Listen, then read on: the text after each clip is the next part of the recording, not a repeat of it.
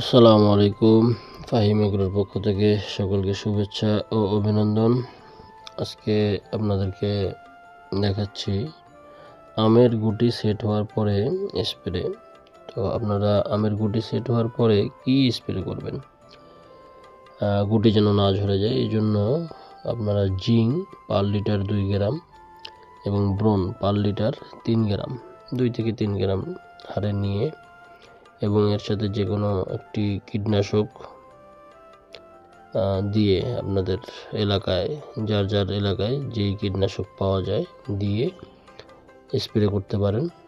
তাহলে আমের গুটি ঝরা এবং আমের বিভিন্ন ভাইরাস এবং পোকামাকড়ের আক্রমণ থেকে রক্ষা করবে এবং বাগানে খুব সুন্দর আমের ফলন বৃদ্ধি পাবে। ধন্যবাদ সবাইকে। আসসালামু আলাইকুম।